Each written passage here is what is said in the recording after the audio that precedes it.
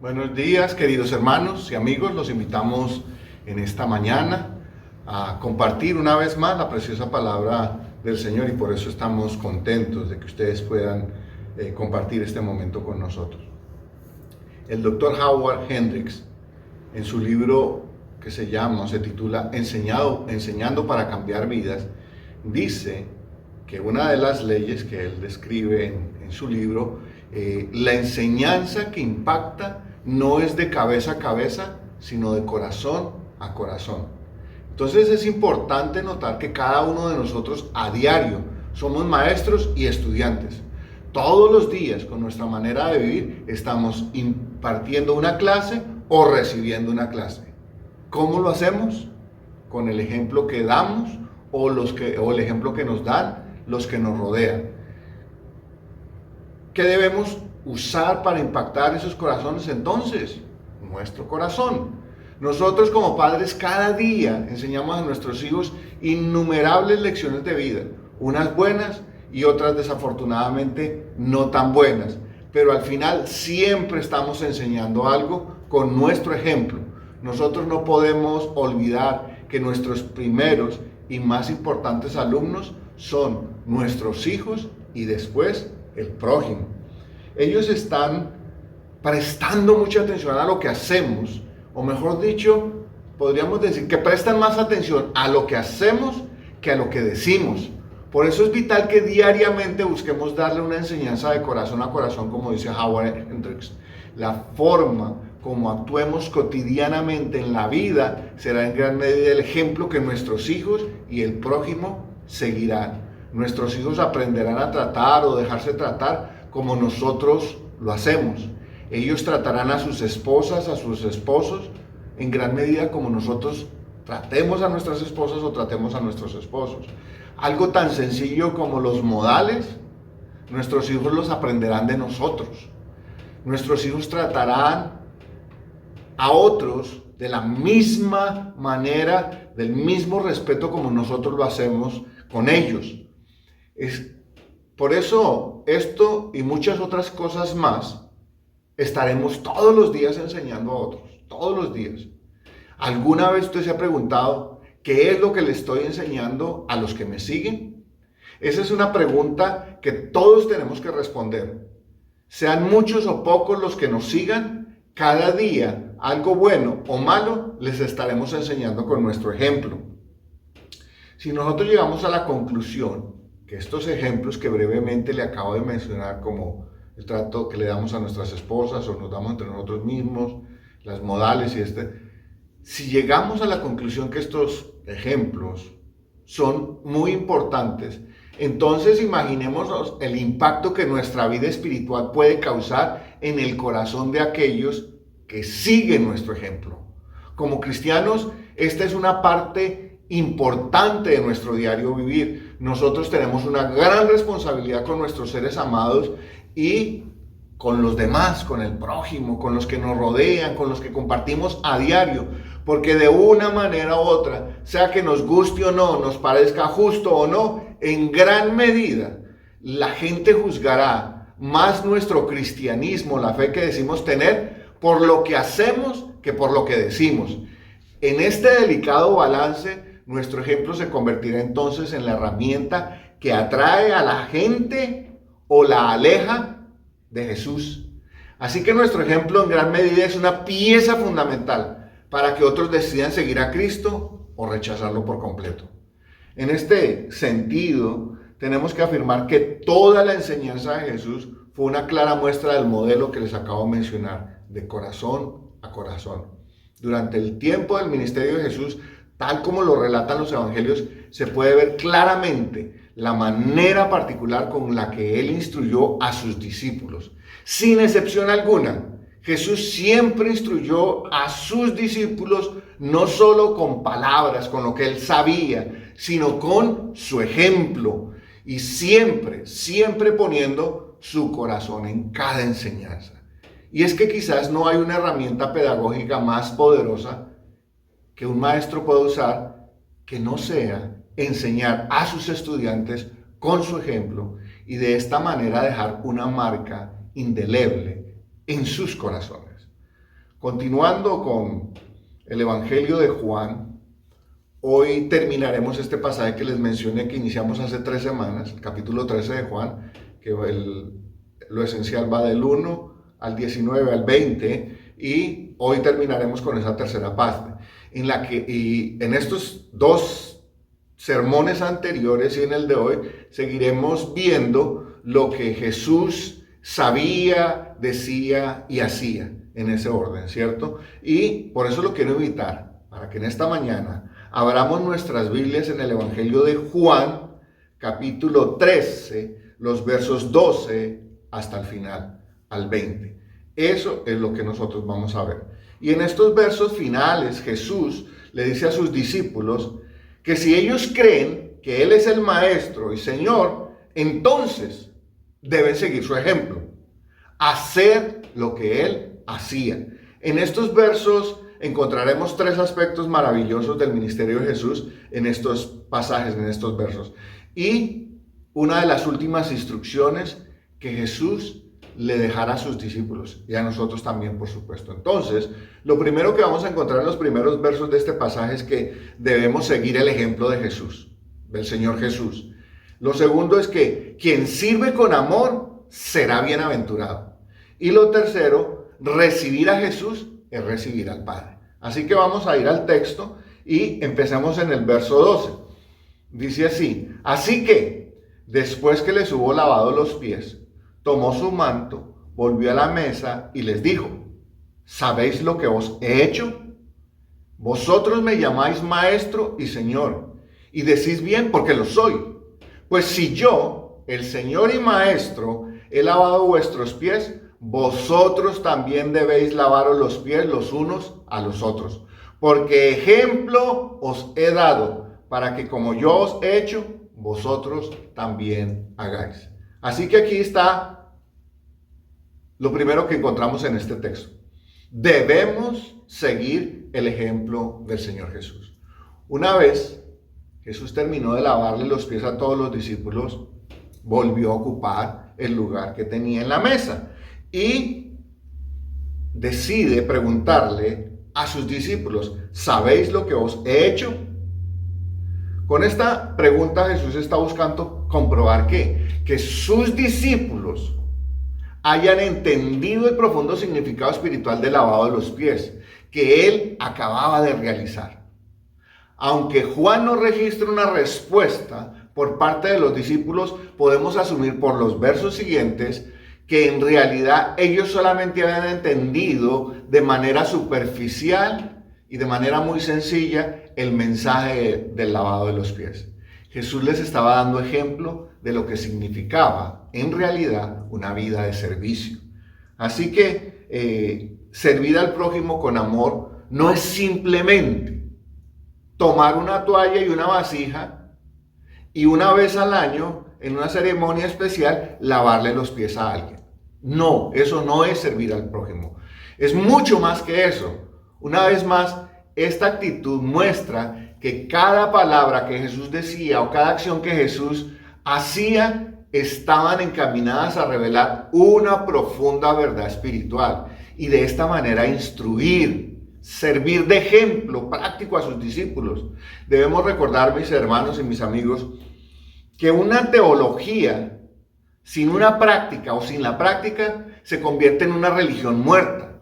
Es necesario tanto la fe, el creer, como las obras, según lo que dice Santiago en el capítulo 2 de su carta, ¿cierto? La forma en que Jesús probaba sobre cuánto sus discípulos habían entendido era cuestionándolos acerca de lo que Él acababa de hacer. No es la primera vez que lo hace en los evangelios, ni tampoco va a ser la última. En los otros evangelios sucede lo mismo. Jesús afirma que ellos, los discípulos, lo han llamado Maestro y Señor. Recuerden que desde el principio, en el inicio del ministerio de Jesús, todos los apóstoles llegaron diciendo que habían encontrado ¿a quién? Al Señor, al Mesías, al enviado. Entonces Jesús les dice: ustedes desde el principio me han llamado Maestro y Señor. En el original sería Rabí y Kyrios, desde el comienzo.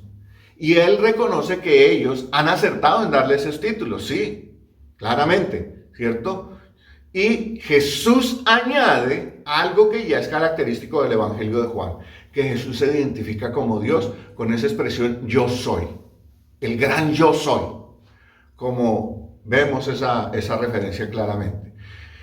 Es importante hacer énfasis en lo que Jesús está afirmando, porque se debe interpretar como una revelación de la divinidad de Jesús y no simplemente como un título humano de Maestro y Señor. Hay mucho más allá que un simple título, ¿cierto? En realidad lo que Jesús está diciendo a sus discípulos es que si Él, siendo Dios, se humilló a lavarle los pies, entonces para ellos no habrá ningún servicio que, por muy bajo o humillante que parezca, ellos no puedan prestarle a su prójimo o entre ellos mismos. Eso es el mensaje que Jesús les está dando aquí. Como creyentes nosotros debemos tener una clara razón de cuál es nuestro papel para desempeñar, tanto en el hogar como en la iglesia y en la sociedad. Son las tres áreas de la vida en la que nos movemos. Si es que nosotros llamamos a Jesús Maestro y Señor. En este pasaje Jesús deja claro cuál es la misión del creyente. En el verso 15 dice, porque ejemplo os he dado, para que como yo os he hecho, vosotros también hagáis.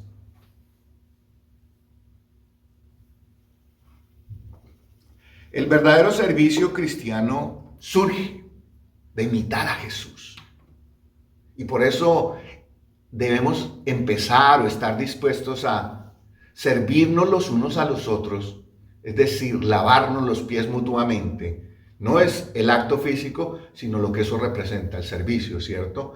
Es importante tener en mente, muy importante, que este sería, por así decirlo, la última enseñanza práctica que Jesús les daría a sus discípulos, según el Evangelio de Juan.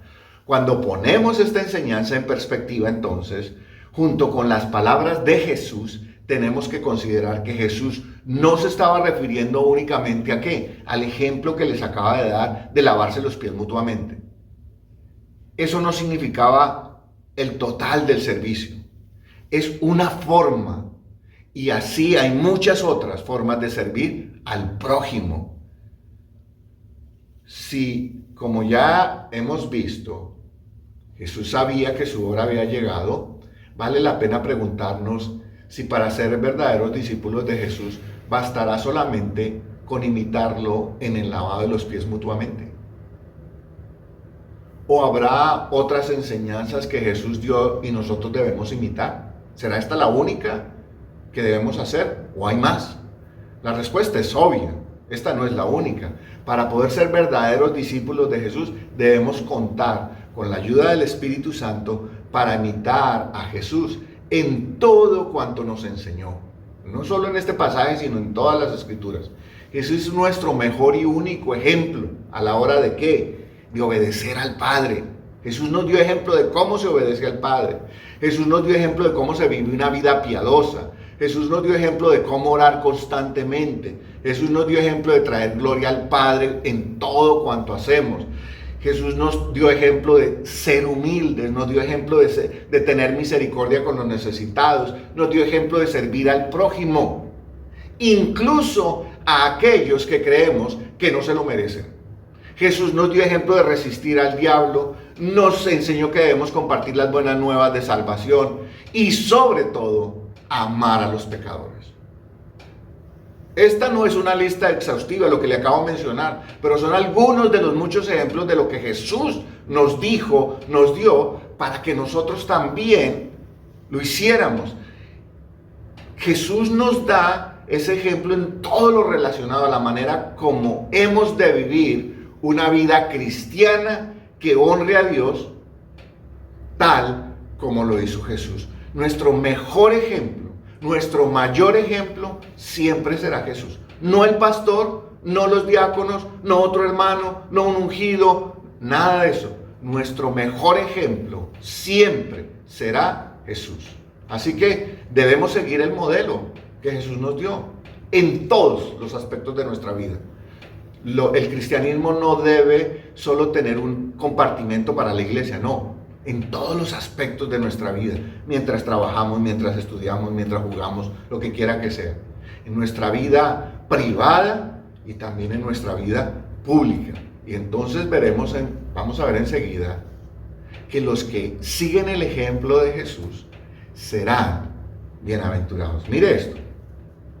Versos 16 dice: de cierto os digo, el siervo no es mayor que su señor, ni el enviado es mayor que el que le envió. Si sabéis estas cosas, bienaventurados seréis si las hiciereis. Así que aquí nos encontramos con el segundo aspecto de este pasaje que vale la pena resaltar, y es que quien sirve con amor a los demás es bienaventurado. Al continuar con el relato, ahora nos encontramos ¿con qué? A Jesús afirmando una verdad suprema con el propósito de mantener a sus discípulos, como diríamos coloquialmente, con los pies puestos sobre la tierra. Jesús establece que el siervo no es más grande que el Señor, ni tampoco es mayor que el que lo envió. Básicamente lo que esto quiere decir es que cada discípulo es un siervo. Pero mis hermanos, creo que ya lo mencioné alguna vez, pero quiero volverlo a mencionar rápidamente. En nuestras Biblias, en la Reina Valera de 1960, hay una palabra que es siervo, ha sido traducida como siervo. La palabra en el original es dolus, que en realidad significa esclavo, un esclavo. Así que cada vez que usted encuentre la palabra siervo, aún en el Antiguo Testamento o en el Nuevo Testamento, se refiere a un esclavo. En el Antiguo Testamento Dios dice: Abraham mi siervo. ¿Qué está diciendo? Abraham mi esclavo, Moisés y todo esto. Entonces debemos recordar que nuestra posición de siervos, es decir, esclavos, es que estamos bajo la autoridad de aquel que nos ha enviado o nos ha comisionado para una tarea específica. Jesús partiría pronto, su hora había llegado, y era necesario que sus discípulos supieran con exactitud cuál sería su posición y su misión después que Jesús no estuviera. Jesús había mostrado con su ejemplo que la manera como él respondió con humildad y sujeción a la autoridad y a la misión que el Padre le había encomendado. Estas son todos los aspectos de hagan lo que yo les he enseñado, porque ejemplo les he dado. Por lo tanto, ¿qué debían hacer los apóstoles? Debían actuar con humildad, con sujeción y con amor, sin permitir que el orgullo, la altivez, el ansia de poder o la soberbia se convirtieran en un obstáculo para el ministerio que Jesús les había encomendado. El llamado de Jesús en estos versos es a que el creyente siempre tenga claro en su corazón y en su mente que él es simplemente un dolus, un esclavo. Y además es un enviado, un apostolos. Estos no son títulos únicamente de honor, como los predican hoy muchos llamados apóstoles y todo este tipo de cosas, ungidos. Estos títulos en las Escrituras significan servicio. No es una posición de honor, es una posición de servicio. Quizás en palabras más sencillas, es un llamado a servir a Dios con humildad y sencillez de corazón, para que entonces podamos servir de ejemplo a otros y servirles de esta manera. Nuestro trabajo como creyentes no es atraer o acumular gloria, popularidad y éxito para nosotros. No. La gloria, el honor de cada uno de nuestros ministerios se mide en que sea Dios glorificado por medio del servicio que prestamos a los hombres. No es para nosotros la gloria, no es para nosotros el honor. Recordemos que mientras Jesús estuvo con sus discípulos, entre ellos hubo rivalidad de quién sería el más grande. Ese relato lo encontramos en Marcos, por allá por el capítulo 9. Empezaron a discutir quién iba a ser el más grande entre ellos. También nos encontramos, otro pasaje, a Juan y Jacobo. Estos hermanos que querían los sitios de honor al lado de Jesús, uno a la derecha, otro a la izquierda. Eso también lo encontramos en Marcos capítulo 10.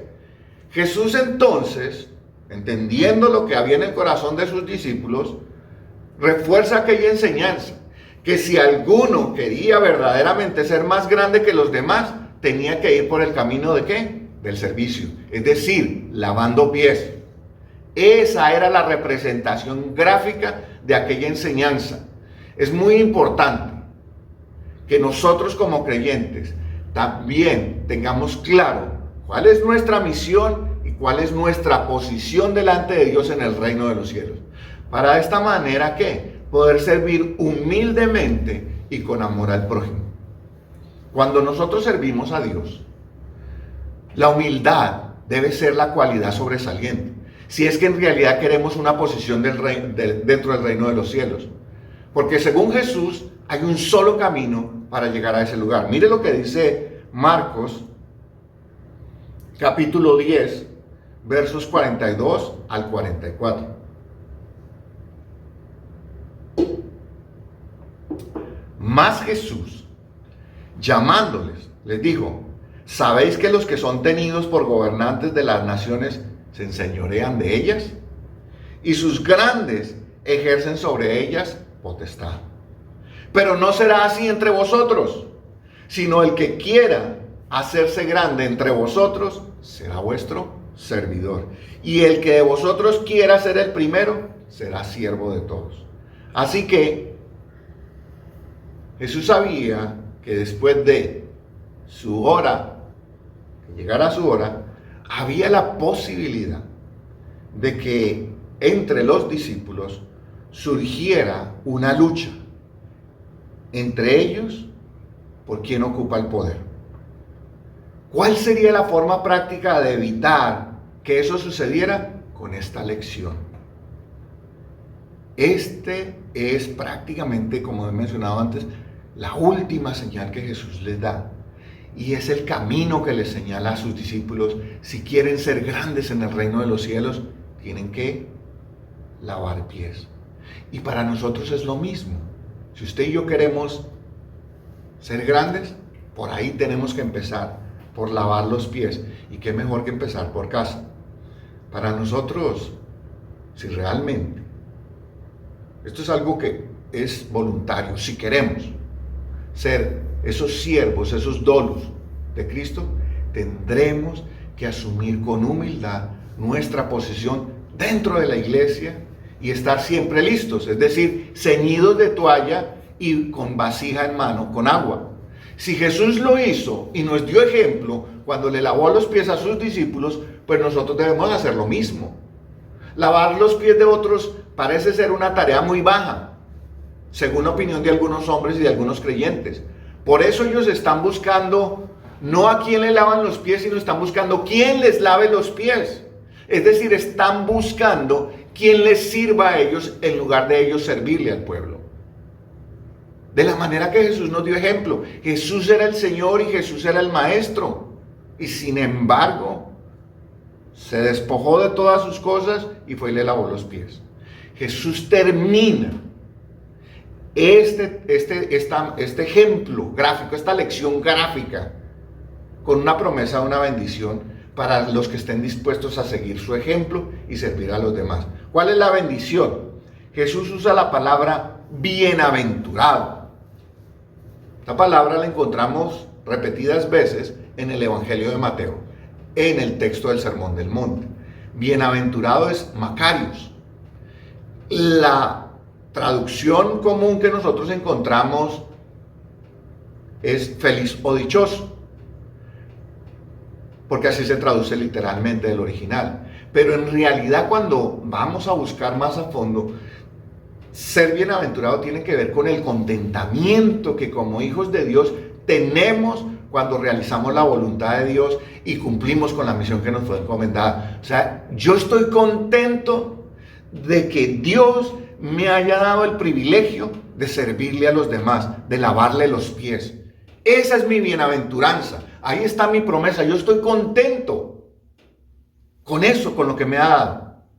Y entonces la felicidad provendrá de vivir conforme a lo que Dios espera de sus siervos y de aquellos que verdaderamente sirven en el reino. Entonces, como resultado de esa actitud de corazón, esa actitud espiritual, verdaderamente entonces seremos ¿qué? Bienaventurados. Estaremos contentos, estaremos felices de saber que un día Dios, en su infinito amor y misericordia, dijo, voy a separar a fulano, para ponerlo a mi servicio. Ese es el profundo sentido espiritual al que se refiere Jesús con el hecho de que seremos bienaventurados. ¿Quién es bienaventurado? El que sirve. Verso 18. Dice Jesús, no hablo de todos vosotros, yo sé a quienes he elegido, mas para que se cumpla la escritura, el que come pan conmigo levantó contra mí su calcañar. Desde ahora os lo digo, antes que suceda, para que cuando suceda, creáis que yo soy. Una vez más se identifica, ¿cómo se identificó al principio? Yo soy, el nombre de Dios. De cierto os digo, el que recibe al que yo enviare, me recibe a mí. Y el que me recibe a mí, recibe al que me envió. Así que aquí está el tercer aspecto de este pasaje que en esta mañana encontramos. Recibir a Jesús es igual que recibir al Padre. Es exactamente lo mismo. Una vez más, Jesús afirma que uno de entre los discípulos no podrá ser bienaventurado. ¿Ve? Esta es otra referencia a Judas, que en pocas horas, ¿qué? Lo traicionaría. Como vimos la semana pasada, era una alusión en este momento que Jesús hacía cuando les habló de que vosotros limpios estáis, aunque no todos. Jesús vuelve a mencionarlo y explica por qué razón anuncia la traición de Judas. Para que cuando suceda, creáis que yo soy.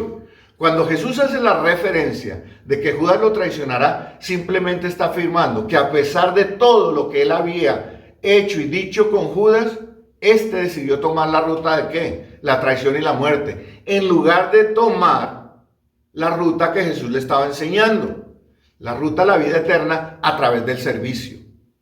Esa vida que Judas rechazó. Los versos 18 y 19 han sido de gran debate entre los teólogos por siglos. ¿Por qué? Porque la pregunta que surge es entre si Jesús escogió a Judas porque sabía que lo traicionaría, o si del que hablaba ese pasaje era que Jesús era el cumplimiento de las Escrituras. ¿Hacia dónde se inclina la balanza?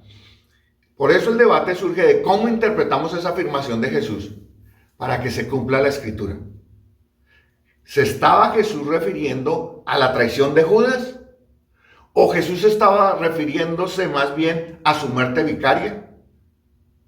¿La respuesta cuál es? La respuesta es que Jesús se estaba refiriendo a su muerte vicaria según como había sido profetizada para que se cumpliera por completo las Escrituras. Mire esto, mi hermano. Las Escrituras son las profecías de Jesús, del Mesías prometido por Dios, y Jesús es el cumplimiento de todas las Escrituras. Entonces este pasaje no puede referirse a Judas como el que había sido elegido para eso. No, el que fue elegido fue Jesús. Jesús es el cumplimiento de todas las Escrituras. Una de esas profecías señalaba que Jesús sería traicionado, y esa la encontramos en el Salmo 41, el verso 20. Salmo 41, verso 9. No se dice que Jesús hubiese sido elegido precisamente para tal fin. Es Judas el que fue elegido, porque allí dice que el que come de mi pan en mi mesa, ese me traiciona. Así que Jesús sería traicionado por alguno de sus hombres de confianza, el que de mi pan comía. De esta manera, cuando todo esto hubiera acontecido, ya Jesús hubiera muerto. Recuerda que la semana pasada hablamos de después lo entenderán.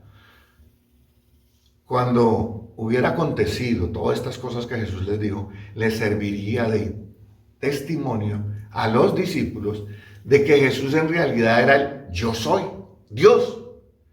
Tiempo después de la muerte de Jesús, los apóstoles recordarían todas estas enseñanzas y estas les sirvieron como señal inequívoca de quién era Jesús. Yo soy Dios. Con la ayuda del Espíritu Santo vivirían como siervos, doulos, dispuestos a servir a otros con amor e incluso, como las mismas escrituras nos dan testimonio, poner su vida por otros o por el Señor si fuera necesario.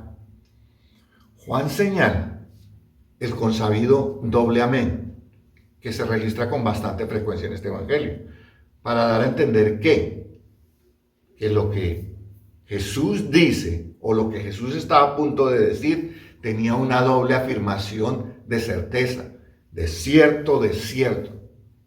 Jesús aquí le dice a sus apóstoles que el que recibe a uno de sus discípulos, mire esto, Jesús dice, cualquiera que lo recibe a ustedes es como si me recibieran a mí.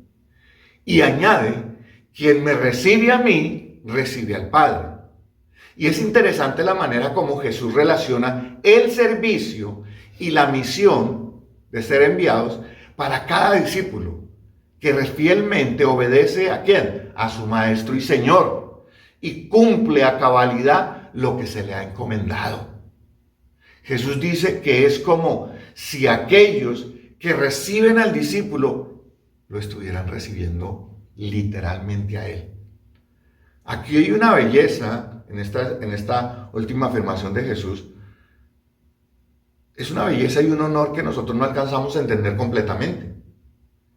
Pero ¿esto qué significa en realidad? Que si usted y yo cumplimos fielmente la tarea encomendada de lavar pies, es decir, de servir, y alguien nos recibe, alguien nos permite lavarle los pies, es básicamente, mire, esto es como para que la cabeza le haga uno así. Cuando nosotros lo hacemos con alguien, es como si Jesús literalmente le estuviera lavando los pies a esa persona. Eso es lo que dice. Pero la belleza y el honor que tenemos aquí, cuando servimos a Jesús, eso no termina allí. Quien recibe a Jesús está recibiendo al Padre. Esto significa que una vez que cada uno de nosotros hemos aprendido que el servicio que prestemos a otros, y vuelvo y hago énfasis, lavar los pies, simbólico, es parte integral de nuestra comunión con el Padre, con Jesús y con el Espíritu Santo. El que lo recibe a ustedes, me recibe a mí. El que me recibe a mí, recibe al Padre. Entonces, piensen esto, entonces seremos verdaderamente bienaventurados. ¿Ven? ¿Ven de dónde viene la bienaventuranza? De estar en comunión. También a la misma vez será la prueba irrefutable de que hemos seguido plenamente el consejo o el ejemplo de Jesús de corazón a corazón. Jesús nos impartió el conocimiento de Dios, lo que Él sabía, de corazón a corazón. Ser llamados siervos del Dios Altísimo será nuestro mayor honor y gloria. No que nos digan apóstoles. Eso no tiene, que nos lleguen a encontrar como siervos. Para poder recibir ese honor, tendremos que empezar por servirnos los unos a los otros con amor, tal como Jesús lo ha hecho con nosotros. Cuando en la cruz del Calvario Jesús moría y su sangre corría, con esa preciosa sangre Jesús nos lavó. ¿Nos lavó? ¿De qué? De todos nuestros pecados. Y algo más, no solo nos lavó, sino que ahora nos incluyó como parte de su familia.